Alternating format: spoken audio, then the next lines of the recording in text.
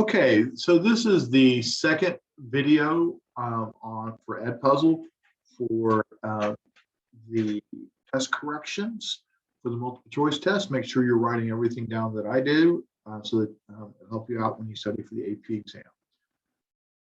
So if two candidates are randomly drawn from the bag with replacement, what's the probability they are the same color?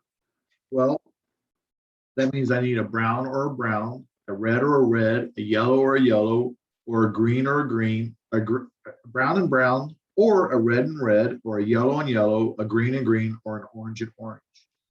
So basically, I need to calculate those probabilities. Well, the probability of getting a brown followed by a brown, the probability of getting the first brown is 0.3. The probability of getting the second brown is also 0.3. But I can do that, or I could get two reds, which would be the probability of a red and a red, which is 0.2 and 0.2. Or I can get two yellows. Now notice I'm saying or, so that's why I can separate these by plus signs. But let's back up just a moment. I have to get a brown and a brown, or a red and a red, or a yellow and a yellow, or a green and a green, or an orange and an orange.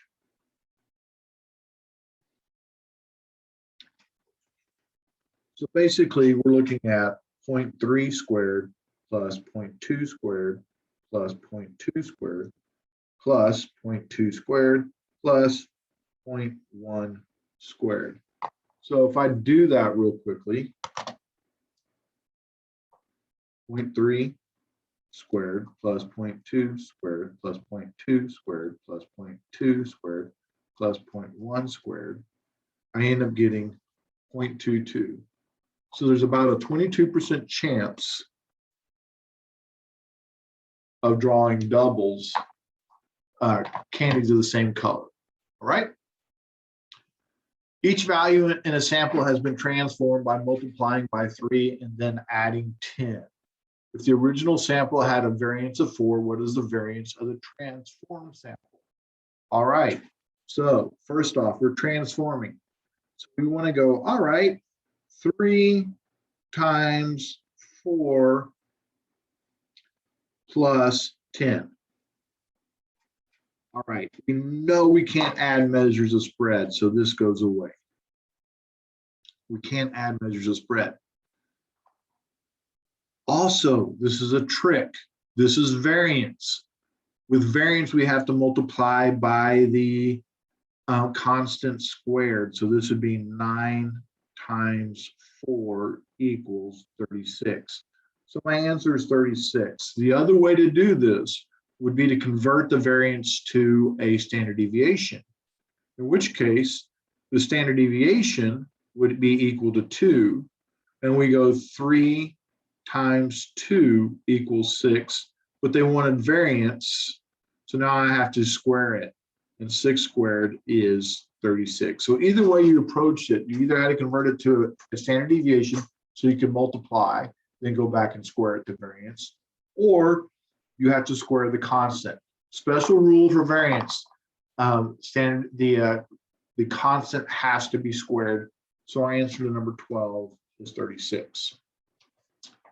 13, in a certain computer game, the player is awarded 5 points for each card that is moved to a correct position.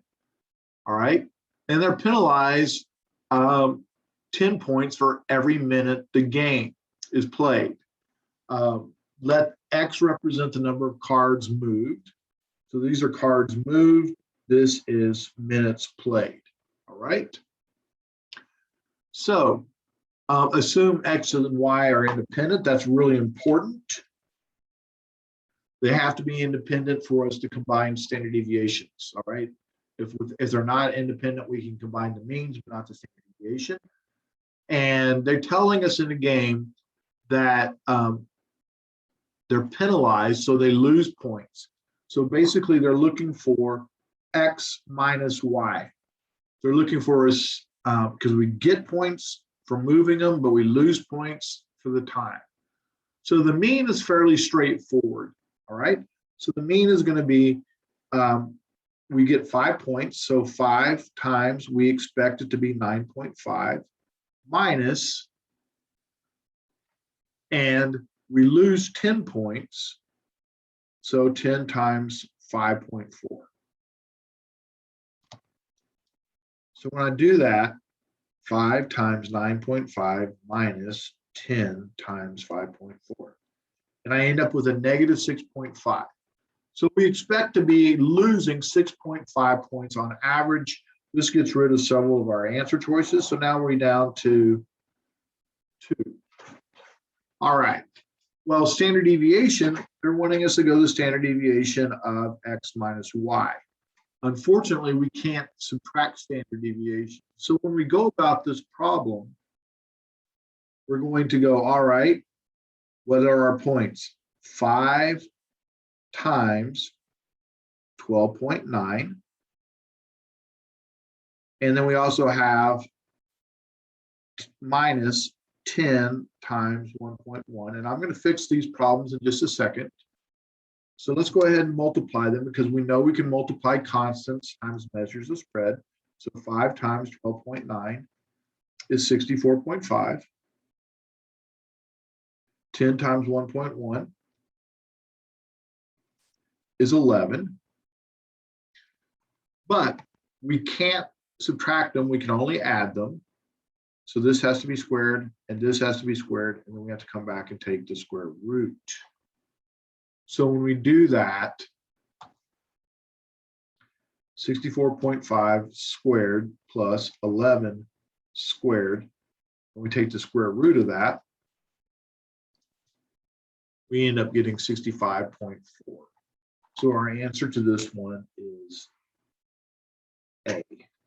Okay. All right. A carnival game allows the player a choice of simultaneously rolling 2, 4, 6, or 8 10 fair dice. Each dice has 6 numbers, 1 through 6. After the player rolls the dice, the numbers that appear on the faces that land up are recorded. The player wins if the greatest number is recorded is a 1 or a 2. So basically, we have this dice, and you have these blanks. 1, 2, 3, 4, 5, or 6. So if I roll a 1 or a 2, I win. So the probability of winning is 1/6. I mean, excuse me, I said that wrong. The probability of winning is 2/6. Probability of winning on a single roll is 2/6, which is 1/3. The player wins if the greatest. How many dice should the player roll to maximize the chance of winning? Well, that's a good question. So perhaps the easiest thing to do in a case like this is go, you know what? What's the probability of rolling 2 dice and getting a win? The probability of rolling 4 dice and getting a win. The probability of rolling 6 dice and getting a win. Because this is like having two blanks, 4 blanks, 6 blanks. The probability of doing 8 and getting a win. So if I were to do that, if I took my calculator and I go, all right, 1 divided by 3, and then I raise it to the second power, I end up, the probability of winning if I just roll the 2 dice is about 11%. 1 divided by 3, raise that to the 4th power, and now it's just over 1%. If I do it to the 6th power, raise that to the 6th power, it's less than 1%. So basically, the more times we play it, the less likely it is that we're going to win. All right. So in this case, we want to do it as few as times possible. All right. So we want to do this as few as time possible, and the least choice they gave us was 2. If I'd gone on to do this, if I had done 1 divided by 3 and raised that to the 8th, probably that happens 8 times, is now 0.00015, and then 1 divided by 3 raised to the 10th power is 0.0000169. So obviously doing it twice was my best chance of winning.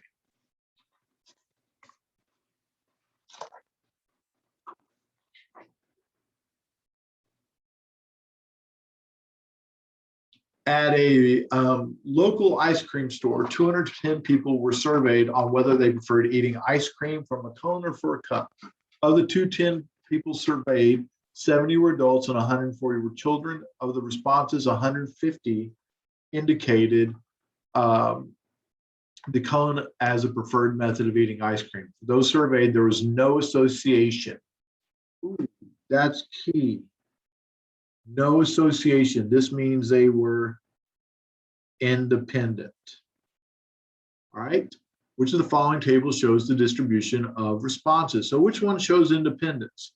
Well, perhaps because I have tables, I'm going to say that looking at them from a proportional standpoint might be the fastest. So if I go, all right, 35 over 150, does that equal 35 over 60? It turns out that it doesn't. If I do 40 over 150, does that equal 30 over 60? Well, that's 1/2. That's not. Again, not proportional. If I do this, I have 50 over 150. Does that equal 20 over 60? This is 1/3. And this is 1/3. Let's try 70 over 210.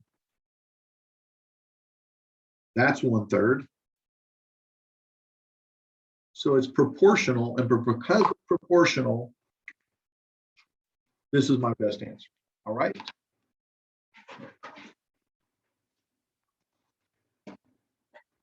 Number 16 may be the longest problem on the test. I don't know if it is or not, but it's a long one. For flights from a particular airport in January, there's a 30% chance of a flight being delayed because of icy weather. Okay, so first off, this has two variables, all right? It's delayed because of icy weather. Actually, let me keep reading. If a flight is delayed because of icy weather, there's a 10%, so this is only one variable, which happens to be icy weather. If a flight is delayed because of icy weather, there's a 10% chance the flight will also be delayed because of a mechanical problem. So this is two variables because it has ice and mechanical.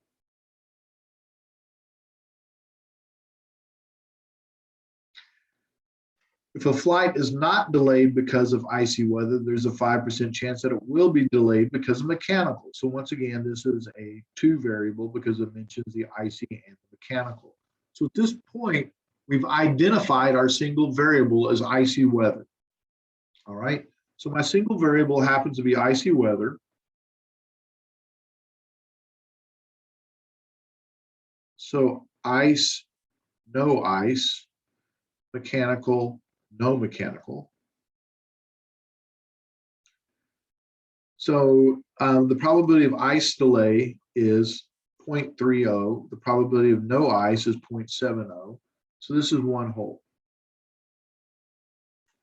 Now these were all conditions because they said if. So if it's if or given or from, we know it's condition, in which case I need to write these numbers small.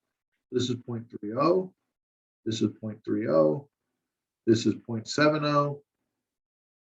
And this is 0.70. If a flight is delayed because of icy weather, so I'm looking here, there's a 10% chance. So this is going to be 0.10. This is going to be the complement of that is 0.90. At that point, I can multiply those out. And 0.3 times 0.1 equals 0.03. And this is 0.27. So these have to sum together, okay? And if a flight is not delayed because of icy weather, there's a 5% chance it will be delayed because of mechanical. So not ice, but we have a mechanical delay. So this is going to be 0.05. and this other will be the complement of that, which is 0.95. When I multiply those out, I end up getting 0.035 and then 0.665. This plus this equals this. Now this plus this equals 0.065, and this plus this is 0.935. So if one flight is selected at random from the airport in January, what's the probability the flight will have at least one of the two types of delays? Which means it could have one delay or two delays, or let me rephrase that. It could have an ice delay, it could have a mechanical delay, or it could have both. So at that point, I'm looking at the probability of A union B equals the probability of A plus the probability of B minus the intersection. So I would look at it and do it this way. Ice delay, 0.3. Mechanical delay, 0.065. Intersection, that's the part that got subtracted twice, 0.03. And when I do my math on that, I end up getting 0.3 plus 0.065 minus 0.03. And I end up getting 0.335. All right. So my answer choice in this case happens to be B. And once again, it's because this plus this subtract the intersection. All right. That's a very challenging problem in my estimation. I suspect many of you will agree with that. I'll pause this for just a moment. Okay, so a box contains 10 numbers, 1 through 10, with a different number on each tag. A second box contains 8 tags, numbers 20 through 27, with a different number. One tag is drawn at random. What's the expected value of the sum? So they're asking us to find two averages and to sum them. And that's really all we have to do is find the average of one and then the average of the other. Well, basically, here's what I would have done. I would have entered it into L1 and I go stat calc, one variable statistics. And at this point, I'm only interested in L1. And in L1, I find that the average of box 1 is 0.5. So the mean of box 1 equals 5.5. And then I'm going to do the same thing for box 2. And I took a moment and I entered those into L2. And so stat calc, one variable statistic, but this time L2. No frequency.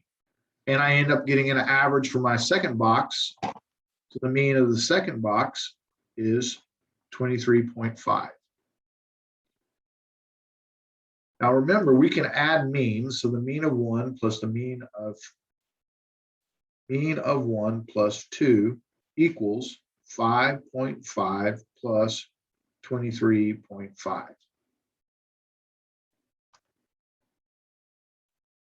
.5 plus 23.5. Our answer is 29.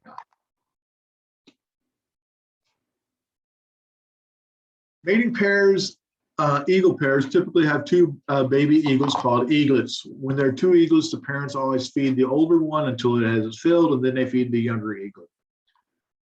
This results in an unequal chance of survival for the two eaglets. Suppose that the older eaglet has a 50% chance of survival. So right here, this is actually predicated on one variable. So that we have the older survival, and they're telling us the probability the older one lives. So older lives, older dies. Not very fun, but there we go. All right. So the probability the older one lives is 0.50. probability that he dies is 0.50, and this is 1.0. Suppose that if the older eagle survives, the younger eagle has a 10% chance.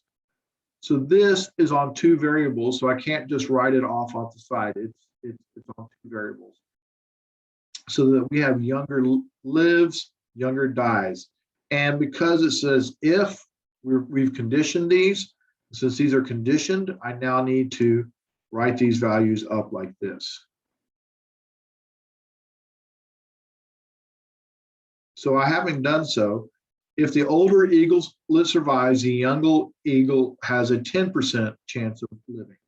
So this makes this 0.10. This is the complement of that, which is 0.90. Multiply those and I get 0.05. And right here I get 0.45. If the older eaglet does not survive, the younger eaglet has a 30% chance of survival. So if the older eagle dies, there's a 30% chance the younger one lives. So this is 0.30, and this is the complement at 0.70. If I multiply these two, that gives me 0.15.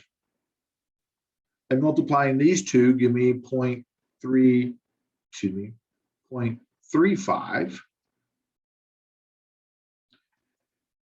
And I sum across 0.2, and then this is 0.80. All right.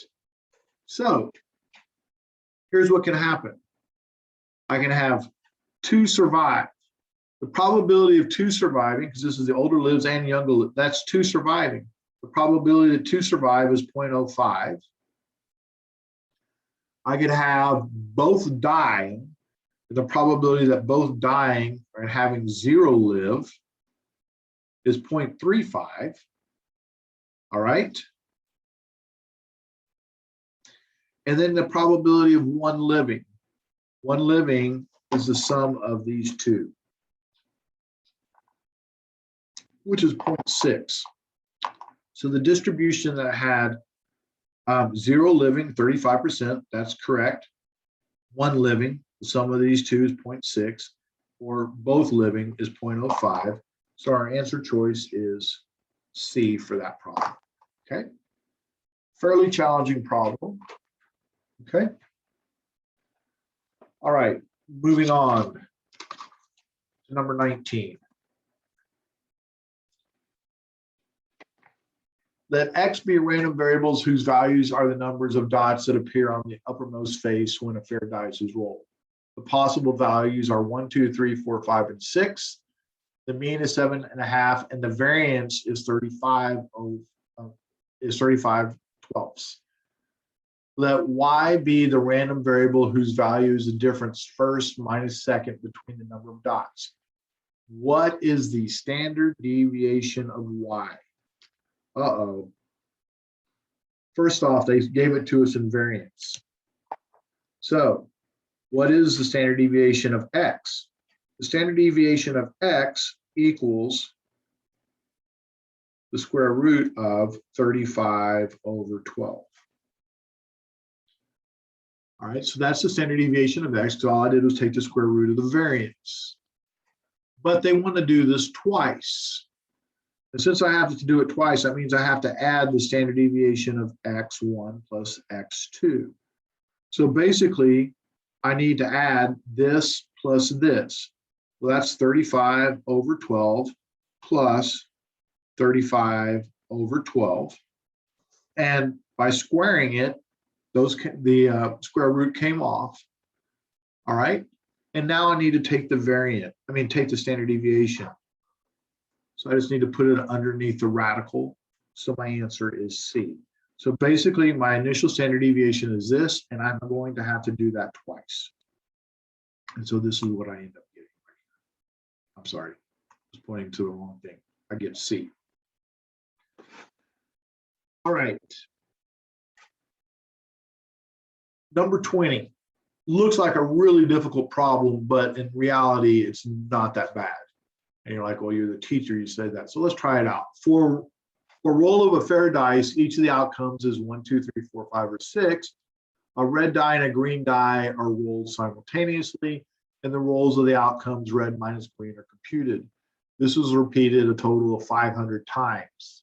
Which of the following best represents the most reasonable distribution of the differences?